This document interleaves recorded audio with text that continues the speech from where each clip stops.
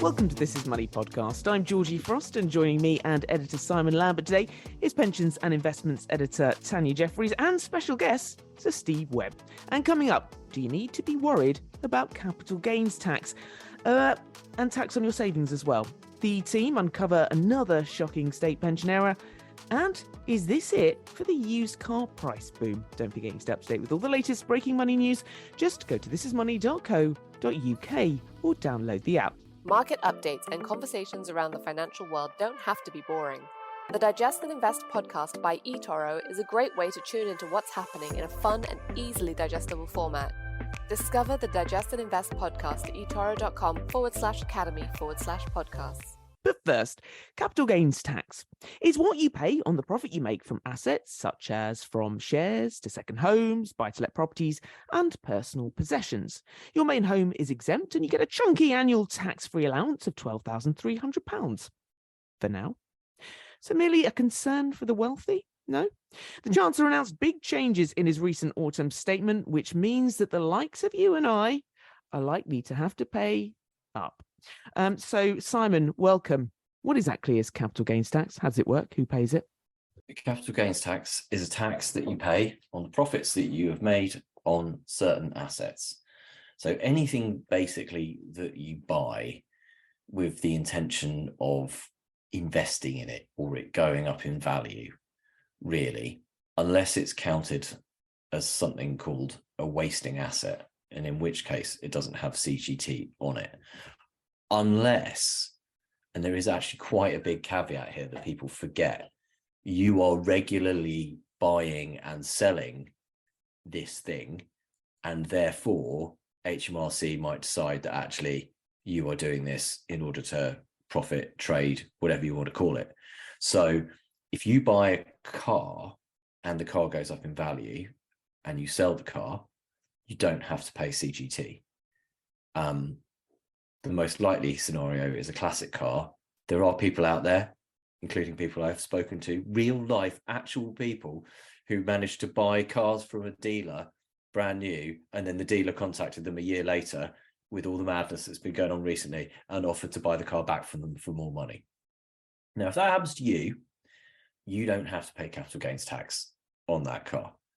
But if you were doing it all the time, you might have to, right? Same with classic car. Similar thing. You own a classic car, it goes up in value, you sell it, you don't have to pay capital gains tax. If you're selling 3 or 4 classic cars a year, HMRC is going to be interested in you. But the place where this kicks in for most people is 2 elements: investments, i.e. shares, funds, investment trusts, and so on, and properties. There is an exemption from capital gains tax for your own home, your primary residence. Most people just think that their house you just don't have CGT on your own house. That's not true. That's not how the tax man thinks or the government thinks. It's almost certainly not how Jeremy Hunt thinks. What they think is that they're doing you a massive favour by providing you with an exemption upon your own home. And that exemption could be pulled at any time. And there was, in the wild speculation, as every single conceivable tax you could possibly think of was considered to be under the microscope to be raised in the autumn statement. There was even the wild speculation that we might end up paying tax on selling our own homes. That's not going to happen. There would be uproar. The good people of Britain would be on the streets waving their pitchforks. You think the poll tax was bad? Just wait till you start trying to tax people on the profits they've made from owning a home, okay? But you do get taxed if it's a second home or it's a buy-to-let. So those are the key elements.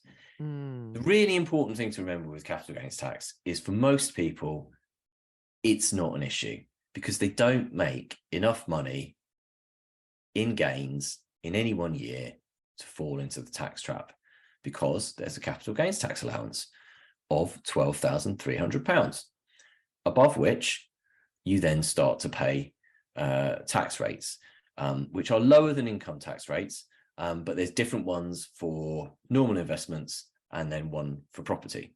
So the most likely scenario for probably most people who fall into this tax trap is that they're selling a buy-to-let or an investment property or a second home, because that's where it's easy to go over the £12,300 in 1 year, because you're going to have that bigger slug of money.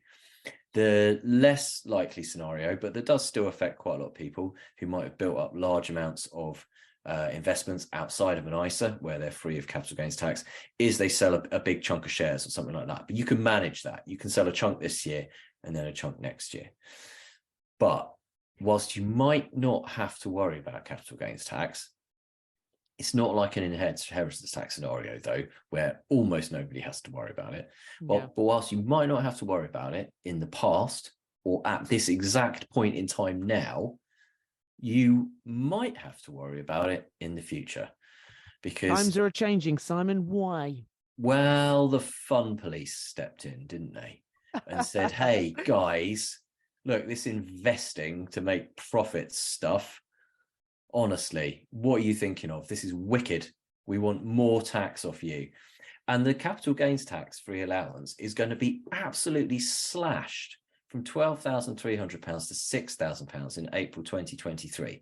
More than halved, but then it's going to be halved again, down to £3,000 in April 2024.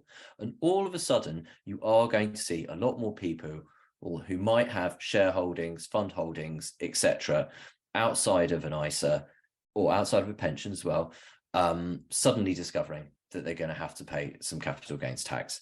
Good news is that the rates on capital gains tax are lower than income tax, and they're still lower than income tax. There was talk about leveling them up with income tax, so that people would pay 20%, 40%, 45%. As it stands, if you're a basic rate taxpayer, you will pay 10% on funds, shares, etc., on anything basically apart from residential property, on which you will pay 18%. If you're a higher rate taxpayer, you'll pay 20%, or on residential property, you will pay 28%. But there is a little trick here that goes on whereby your capital gains are added to your normal income in order to decide which one of those bands you fall into. So it's possible that you are a basic rate taxpayer, but your capital gains get added to your income and that bumps you up into the higher rate band. And it's one of those things that most people won't think about until all of a sudden they sell an asset and then get told that there is capital gains to pay. And then they look at it and they go, whoa, how much? Tanya, what do you think is going to happen as a result of this? I think a lot more people are going to be dragged into this, and a lot of them might find they have to pay it and not realize that they had to pay it. There are penalties. I don't know how softly or how harsh the regime is going to be in terms of chasing people up on this. I looked up what the penalties were later. There's a great big range, but I think they started around £100. It's really difficult to know how many people will get caught out.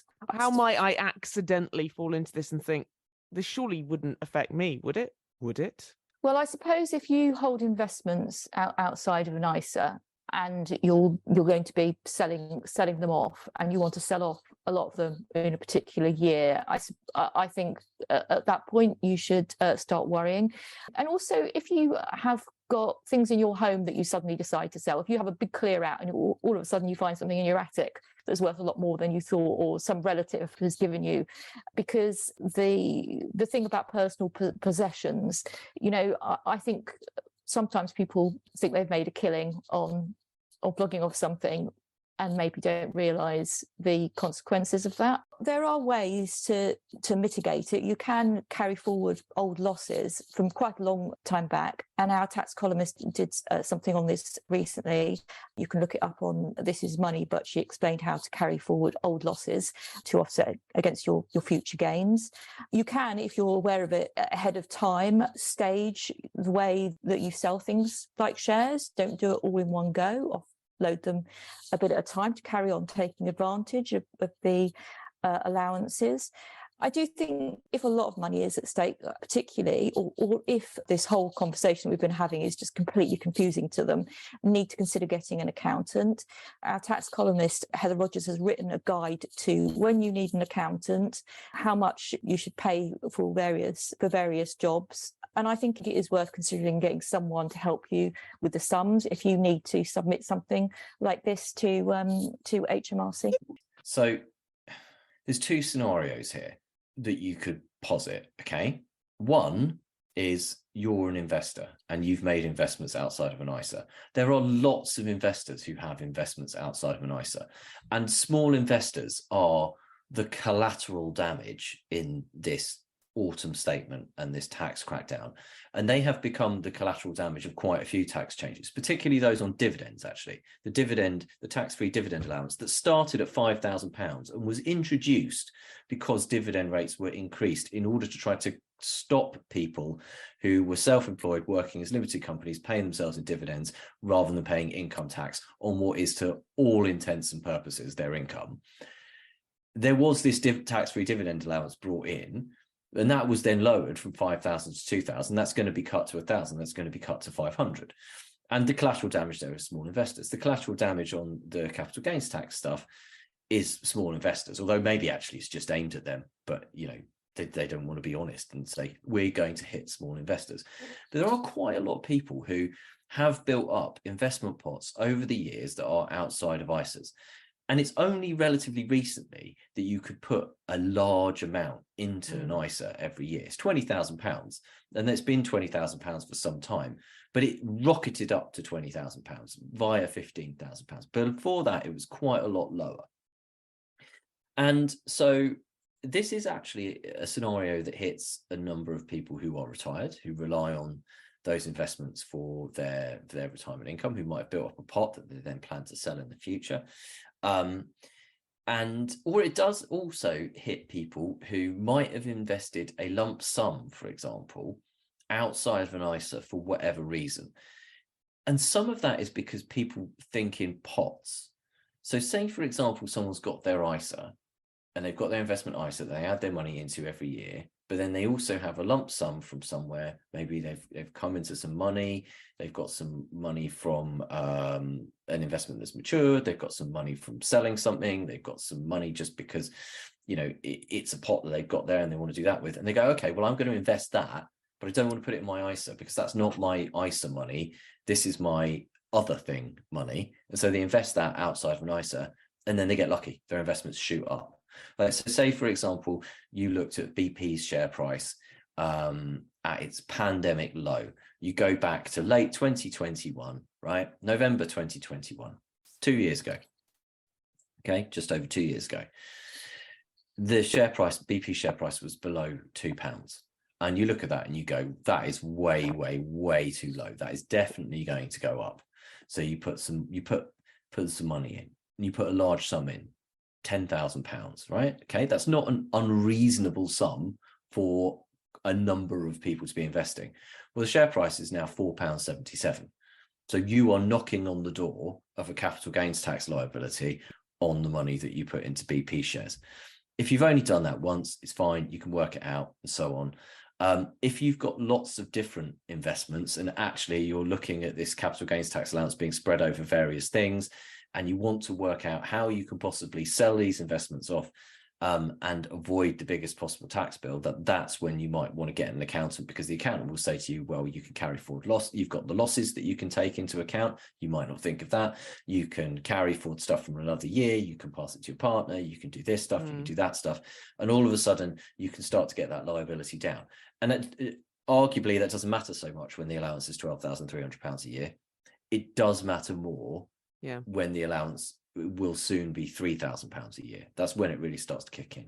The other scenario I would posit is someone who has owned a buy-to-let or second property for a long period of time, and that has gone up in value by lots. I mean, the house prices are falling slightly now, but they're up 25% since the start of the pandemic. And that's on top of all the gains that they made in the years before that. There are people out there sitting on six-figure or multiple six-figure gains from properties, and there are a number of reliefs that you can bring into play with buy-to-let and second homes that can dramatically reduce your capital gains tax bill. And with capital gains on property, obviously you can't do the same thing you can with the shareholding, where you sell some this year and then you wait till April's passed and you sell a bit more, and you slowly drip feed it down. You either sell a property or you don't sell a property. It's a one-off event. You can't sell it in chunks in order to reduce your tax bill. Okay, well, we're going to be sticking with the theme of us forking out more tax. I think this will be a theme that we're going to be talking about for quite some time. For the first time since the Personal Savings Allowance was introduced in April 2016, many savers will have to pay tax on their savings interest. That is, of course, the flip side of rising interest rates. Earnings from savings accounts could soar by hundreds of pounds this year, meaning millions of basic rate taxpayers could bust the £1,000 threshold. Then, of course, with the freezing of the personal allowance, more people will move into the higher rate income tax band, which means you only get a £500 allowance. Tanya, what on earth am I talking about? Explain the Personal Savings Allowance. Why was it introduced? How does it work? Why is it going to hit quite a few of us now? It was introduced in 2016. If you're a basic rate taxpayer, it's £1,000. If you're a higher rate taxpayer, it falls to £500. And additional rate taxpayers, there's no allowance. It just makes it a bit easier for people to have savings really and not get hit by tax. And I suppose it runs alongside the ISA system. And in recent years, obviously, interest rates have been so derisory that people have not really had to worry about it. And as a result, I think there's been a big jump in people holding savings outside ISAs. I think it's gone up something like 47%, the amount that's held outside ISAs since 2016 when this was introduced. But the issue now is with rates going up, even though people might think they're still way, way behind inflation and still feel quite hard done by about the level of savings rates, they do mean that people with more savings, wealthier people, are going to have to start looking much harder at this to ensure that they don't start having to pay tax because they've lost the allowance. So Simon, are we talking about ISAs again?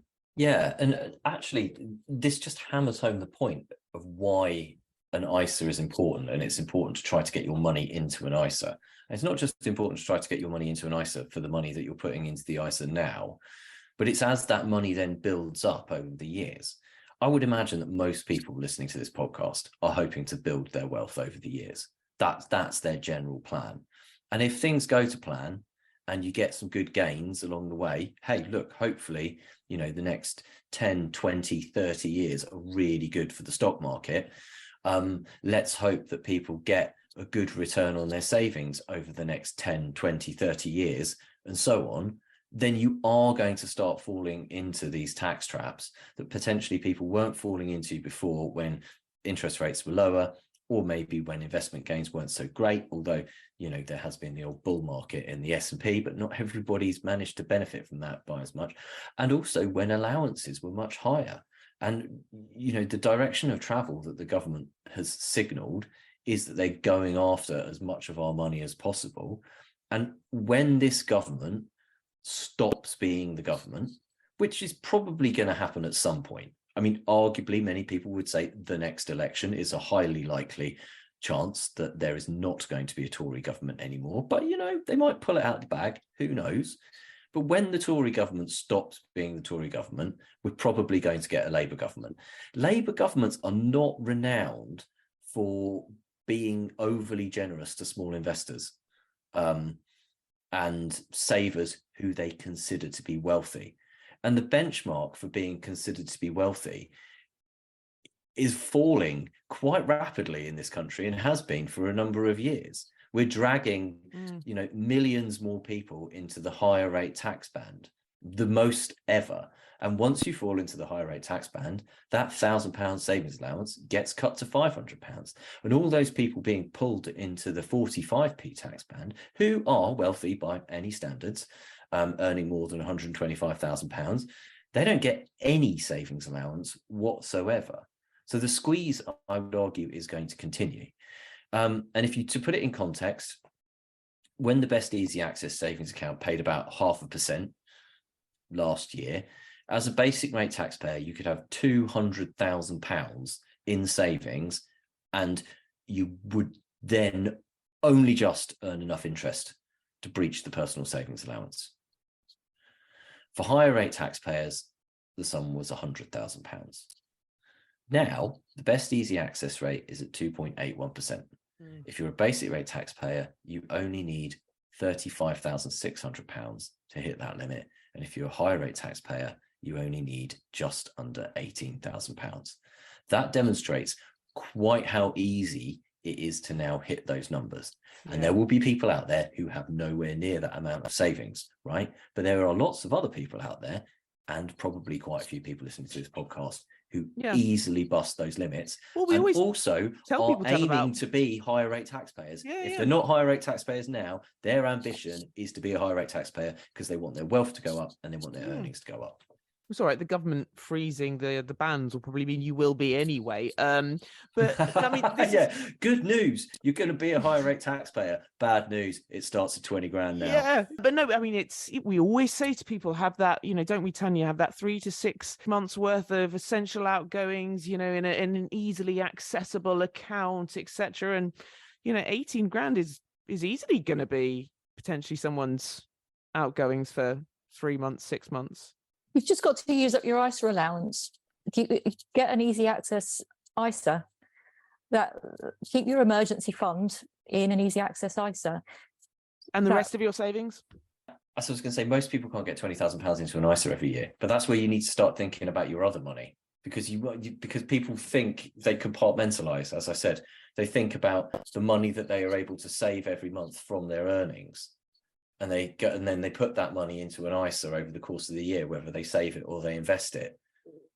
But what about the other money that you've got that isn't in an ISA?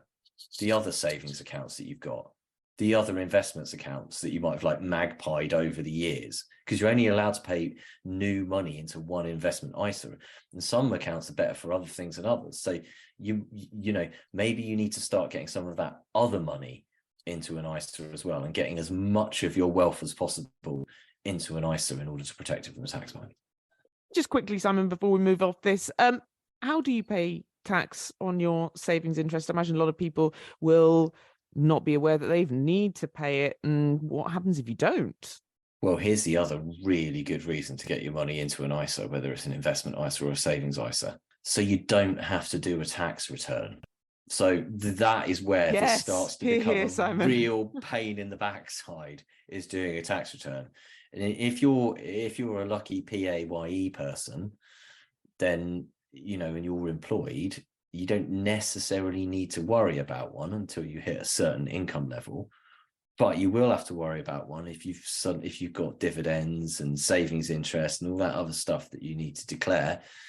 If you're an unfortunate self-employed person, like Georgie waving her hands around there going, yes, God, get yourself out of there to do a tax return. Don't do it, you don't have to. Then the pain in the backside of doing a tax return. So don't lump yourself into having to do that. Two things: A, don't pay tax if you don't have to, and B, don't do a tax return if you don't have to. Exactly. If the first one isn't a great reason, the second one isn't even better, and that says a huge amount. That's it for part one. I'm joined now by Sam North from eToro for our weekly look at what's been going on the markets. Sam, a lot of eyes on the World Cup at the moment, but where have the financial eyes been on this past week? Yeah, rightly so. Well, look, this week had been going so well. Markets were flying. The Dow Jones entered a bull market. The FTSE wasn't too far from all-time highs. And also the markets took some comments from Fed Chair Jerome Powell quite dovishly, which all added to this move higher that we've seen. However, literally a couple of hours ago, the latest US jobs report came out, and it gave everyone a bit of a reality check. Both the number of new jobs created from November and the wage data were a lot higher than expected. And this led to traders and investors having to rethink their views on the US central bank easing off on their rate cycle. So look, how we finish the week will be key, but there's been a bit of a bad reaction to this data set and markets have come off. So it wouldn't surprise me if in the next sort of few days, we just have to be brought down a peg or two. We're back in that sort of strange good news is bad news scenario, aren't we? Where actually that says that the US economy is still doing fine, but that's bad news because it means they might keep hiking rates. Exactly. And what do we have to look forward to next week? So I'd probably say it's the calm before the storm next week. So typically the Monday and Tuesday after a US jobs report on a Friday are pretty quiet. So I'm not expecting anything too crazy from markets unless there's a few surprises from the EU, G7, Russian price cap on oil. Elsewhere, we do have central bank meetings from the Reserve Bank of Australia and Bank of Canada, which could act as a bit of a precursor for the week after, where we've got the Federal Reserve on the 14th, European Central Bank on the 15th, as well as the Bank of England. So focus will be on that to see if the RBA and Bank of Canada offer any sort of forward guidance, which we might think, okay, well, the other banks are going to do the same. We've got a little bit of inflationary data out of the US and China on Friday, but the main core inflation reading and big headline inflation reading on the 13th. So yeah, it wouldn't surprise me to see market participants just over the next week, act, sort of sit on their hands and wait for the big week that follows after before getting into any longer term positions. Okay, that's great. Thank you very much, Sam, for joining us. Thank you, Simon. Welcome back. Another day, another state pension error, uncovered by your pension's agony uncle, Sir Steve Webb, who received a letter from a This Is Money reader, a 70-year-old married lady who delayed taking her state pension for 8 years. She was offered £6,000, but thought, Sir Steve, this was a little bit low. Take up the story. Would you fill in the details for me? What's this about? What did you uncover? Well, indeed, this is a lady who came under the old state pension system. So she reached pension age before 2016. And until that point, the rewards for putting off taking your state pension were very generous. It was kind of encouraged by the government. And when you retire, you get a choice between having all that missing pension in a big fat lump sum, plus a tiny weeny bit of interest, or you can just have a bigger pension for the rest of your life. And not surprisingly, a lot of people choose the lump sum. So this lady had reached pension age, as you say, about 7 or so years ago, and she contacted the department and said, so go on, tell me the news, how big is this lump sum? And although £6,000 is a lot of money, when you've not had your pension for 7 years, it doesn't feel quite so great. And she'd been an avid reader of This Is Money and of the column, and when they said that, oh, and by the way, your pension's going to be, I think, something like £15 a week or something ridiculous, it was like, well, none of this makes any sense. And the missing link they'd failed to spot is between her retiring or reaching pension age and now her husband had retired. And as we know, in the old system, when your husband retires, if you've got a lousy pension yourself, you can get a pension off his national insurance. And the person in the back office at the DWP had just not calculated that number. So she contacted me and said, I don't think this is right. I took it up with our friends at the DWP, and then she gets a letter saying, oh, no, sorry in the letter, but it's 30 odd thousand quid, and your pension will be, £85 a week or something like that.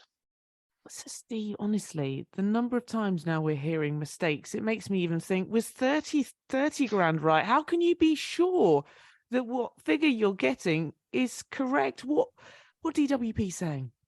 Well, on this one, I think they basically said it's a fair cop, we got it wrong, which I suppose is a start. But, I've got to the stage now where I say to anybody who gets a letter with figures they don't understand or thinks they don't quite look right, don't just take no for an answer, actually challenge it, get an understanding of it. Because, there are the huge mistakes that Tanya Jeffries and myself have spotted that they're still gradually working their way through. They've admitted to new errors of, mums at home with kids not getting credits. There are other areas that we're still finding now. It's just got to the stage where the system's so complicated. Yeah. It's, even the people who are processing it don't get the rules right. I was about to say, the system inside and out, but I don't know probably if anybody does. But from what you do know, how easy a mistake is this to make? How common do you think this will be? Just explain to us. I mean, I've got images here of a, pencil, an Excel spreadsheet, I don't know, whatever they do to try and work out everyone's individual. How has it worked out? I think an Excel spreadsheet is probably right, actually. In other words, you'd imagine this is all, mega computerized and you put data in and out comes the answer. But there are so many combinations of rules and exceptions. This was a lady who deferred from the old system and then her husband retired. And then, when you claim it now, do you want it all now or do you want to backdate a year? And the program to do all this will be so involved. A lot of it is manual. There are manuals to tell people what to do. There are spreadsheets because when you put the pension off, you can get interest, and the interest is done on a weekly basis. So you've got an interest rate for each week to add up over a period of years. It's just hideous, really, which is why, when I had somewhere near the levers of power, one thing I wanted to do was simplify the whole thing. So that ultimately these days, most people retiring are going to get the flat rate pension. It looks right, it is right, and then they get on with their lives. What needs to be done? You said simplified, but I mean, are we likely? Are we going to see more mistakes like this? I think we will, and one of the challenges is that because so many civil servants are now working on correcting the errors that we've uncovered. I mean, the government's talking about 1,300 civil servants from next spring who will come in every day in Newcastle and various other places, get out their spreadsheets, go through 700,000 cases and check for errors one by one. I mean, that's the scale of it. And these are people who are the experts in the system. They're being pulled off to do that work, which means, unfortunately, the people processing the new claims, the deferrals and so on are often, it's not a criticism of them as such. We all make mistakes, but unfortunately, this could have cost this lady, I mean, goodness knows how many thousands of pounds over her retirement if she just signed on the form. Well, that's it, isn't it, Tanya? I mean, 6,000 is not to be sniffed at, but it's not 32,000, is it? How common is this? How bad is this of people in their retirement? This lady's 70 years old. It's really difficult to know how common it is, but obviously it's very, very bad for an individual person. You can look at it, the totals. If you're the individual down that amount of money, it's massive for you. And thank goodness she pursued it and came to us. We do try and help as many people as we can when they write in with things like this. We can't help everybody, but we do our best. There's a new pensions minister, Laura Trott. I really hope that she's going to bring some focus into just sorting out the problems that Steve's outlined in terms of getting staff working on things.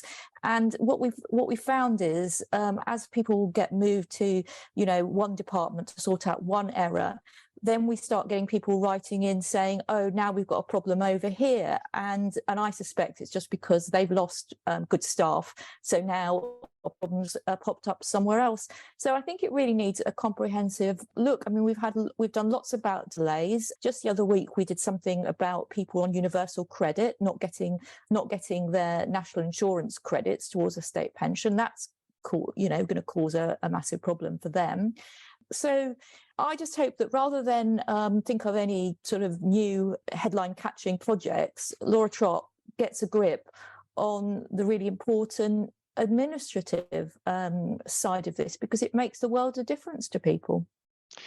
I think that's right, because it's very tempting to think the day job just carries on sweetly in the background and you do the shiny new things, the big auto enrollment publicity campaign with Theo Paphitis, or the inventing collective defined contribution schemes for the Royal Mail and so on, and all that sort of interesting stuff. But actually what really matters to most people is the sort of rather dull day-to-day getting the job right. And I remember, I think as Tanya says, very, very, very right, is the percentages are not that great. There are so many people on pensions or who will be on pensions that, if 0.5% are wrong, you think, well, 99.5%, that's a tick, that's a pass. But 0.5% of a very big number is still a lot of people. And we've both heard stories of people whose lives have absolutely changed by these amounts of money. I remember a poignant one where Tanya helped to get this lady her state pension sorted out, and she was terminally ill. She died, I think, before she knew the final outcome. And her family said back to this is money. Do you know what? It will pay for a decent headstone for mum.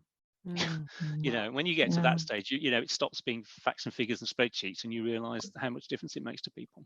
So Steve, you said that always check. How do you check? If you think your state pension figure is wrong, or even if you're listening to this podcast and thinking, well, they're all wrong, aren't they?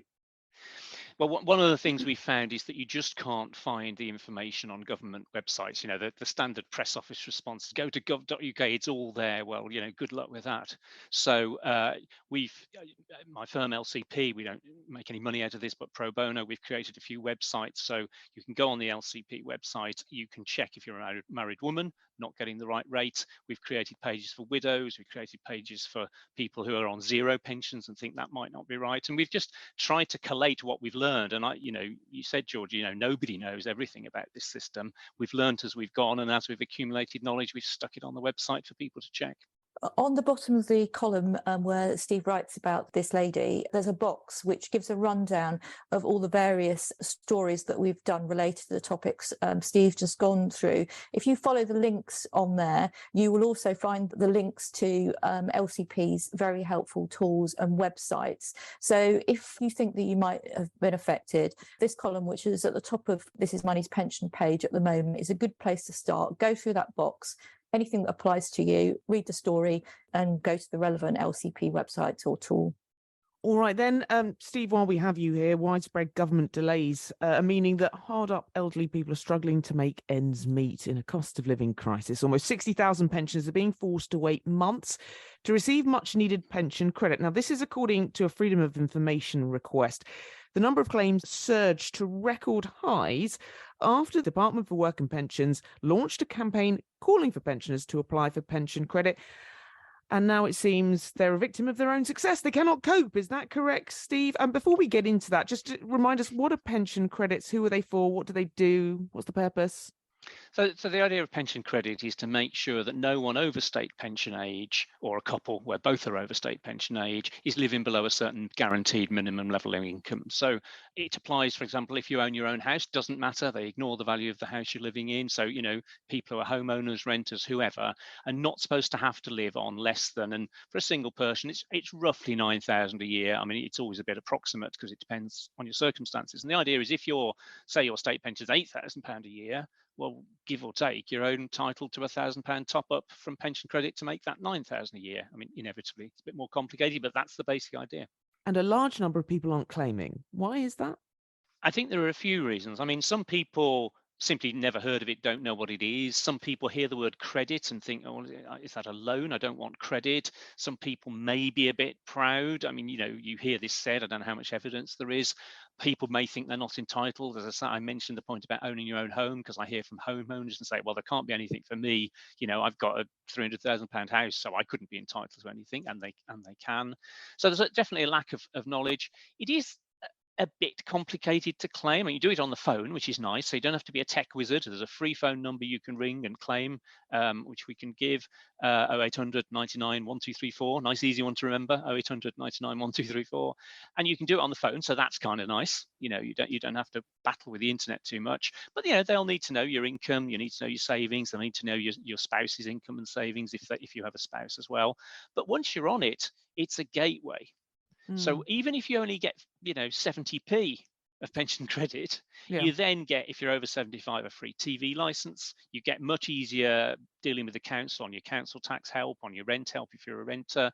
You automatically get help with your winter fuel bills and all these things the Chancellor's being announced. Often there's an extra rate for people on benefits. So, it might look like you're only getting £1 or £2, but that's a trigger for an awful lot more.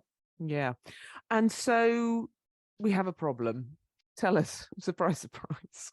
Well, I mean, as they say, you couldn't make it up, could you? So with the best of intentions, in the spring, summer, the government launched a publicity campaign and they really pushed it quite hard. They got the pensions industry, pension providers, rival money outlets, shall we say, to promote the campaign. And it worked. It landed. I think partly because of the TV license link. People now know that you only get a free TV license over 75 if you're on pension credit. So I think that's landed a bit. All the stuff of the chancellors and energy bills that you only get extra if you're on benefit. And so I think it worked, thousands and thousands of claims, and they just didn't have the people in place ready to receive the claims and process them. And as I've said, processing one of these claims is a bit of a faff. It's not a straightforward process. So it takes a bit of time, a bit of expertise. And as we were saying a moment ago, a lot of the experts are busy doing other things in the department. And as a result, people are waiting months. And this is what they call a safety net benefit. The government thinks you shouldn't have to live below about 9,000 a year. If you're claiming this benefit and entitled, you're on 8,000, 7,000, whatever a year. So you really can't afford to wait months for it to be processed. So what do you do? What's the situation? What are DWP doing? What are they saying to you? What this is going to get fixed anytime soon, or people just got to wait? It is. People are. I mean, it is frustrating. People feel very powerless, and something that we hear a lot. I mean, I did responded to a lady who was on a Radio 4 show, and she came on, bless her, and told her story. And she said, I rang them 12 times. And every time I was promised someone would call back or write, and they never did. And Tanya and I hear this all the time. And again, the people on the front line, they're not bad people. They're trying to do their best. And I think when they promise a call back, they probably think one will happen, but it just never does. And so, you can chase it, but frankly, there is a limited amount you can do. I mean, by all means, I think contacting a local MP is a good idea, because if MPs realise that the department's not devoting the resources to this, they can put pressure on for it to be more of a priority. So it may not immediately help your claim very much, to be honest, but it will raise, as Tony said a moment ago, if Laura Trott realises that just getting the day job right is important, that would be a win. Yeah, we hear about these stories all the time, and it's really, really heartbreaking when you speak to someone. I spoke to a lady just the other week. She devoted 8:30 to 11:30, ringing various departments at the DWP and HMRC, got absolutely nowhere. And it's really difficult to know what to say to somebody like that. Obviously, we can take up individual cases and help people, but we can't do it for everyone. One of the problems, as Steve was just saying about the experts being transferred over to other work, is that that the people answering the phones are not people with the same knowledge and decision-making ability that staff answering the phones might have had in the past, and that would be okay. They don't all have to be incredibly skilled, but there has to be a filtering system or something brought to bear on the system of someone phoning up and then their problem being passed up the chain and prioritised if necessary. And this is just an internal process that needs to be sorted out. That's not something we can help the DWP with, but they've really got to get to grips with it. Steve, before I let you go, I mean, we always like to end on some sort of positive resolution on these things. Oh, bad story, but it's okay. We came running to the rescue, or something happened. So, I just can't leave you like this, Steve. Give me something. Yeah, I mean, the upside is that these amounts of money are transformative, and once you're on, if you claim pension credit at age 70 or something, then apart from periodic renewals and all the rest of it, you're then essentially, unless your circumstances change dramatically, you're on it for life. And so that then does become this kind of regular additional help through all this, so it is well worth there shouldn't be an initial pain. There is at the moment particularly, but my goodness, it's worth doing. But the fact that we're talking about it, so bad news can ultimately be good news, because we are also raising awareness of a bad situation, but at least raising awareness of something that is ultimately good. That's right, and it's something that people can do, for example, for their parents. If people are a bit wary of phoning officialdom or going on the internet or whatever, whichever way they choose to claim. Certainly, we regularly hear from adult children who contact us about their elderly parents and so on. And it's funny, because there is a generation, obviously, of people who don't like to talk about money, and they don't want their children to know what their financial circumstances are. But I think an adult child who realizes that the parent is perhaps skimping on things, not turning the heating on beyond the point where they really ought to, and all of that sort of thing, looking for the signs that money's tight, and then just very gently probing a bit and stressing, as I say, I always say to people, you paid your taxes. This is paid for out of tax. It's not charity. It's a right. It's a legal right, so there's no shame at all in claiming this. This is your legal right. All right, Steve, before we let you go, if anyone has any questions that they want you to look into. One of the most interesting parts of my week is when people email in to pensions questions at This Is Money. It's fascinating to see what the issues are. Some of them are essentially the same questions every week, things that just people consistently don't understand. But we also pick up new issues in many ways with the canary in the mine. We spot stuff before other people do, because readers actually tell us what's going on. So I really appreciate all the questions we get. Keep them coming. Excellent, Steve. Thank you so much. We'll let you go now. Thank you. Right. Thank you very much to Steve there. And finally, is the used car boom about to go bust? Despite prices being at record high levels, values of some mainstream models have plummeted by more than a fifth in the last 12 months. And expensive second-hand electric cars are also falling in value, with dealers having to slash prices to sell lingering stock. So, Simon, what's going on here? What's going on here is that what goes up often eventually comes down, particularly if what has gone up quite spectacularly over a relatively short period of time. One of those things has been used car prices. They are 35% higher on average than before the pandemic. The golden rule about buying cars has always been that you are likely to lose money on them. unless you're going after some kind of classic stroke modern classic stroke something rare, or you're buying at the bottom of what's known as the depreciation curve. Okay, so you're actually much less likely to lose money on a £2.5 grand car than you are on a 20 grand car if it's just a mainstream car, because the mainstream car you're buying at 2.5 grand is probably going to be older. It's almost certainly going to be older.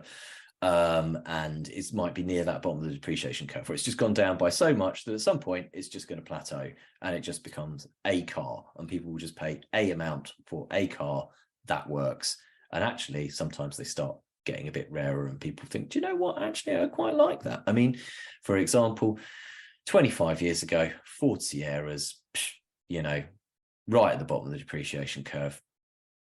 I'm not going to say you couldn't give them away, but you know, you were just going to have to flog them for whatever you could get. Got a Ford Sierra nowadays, you are laughing.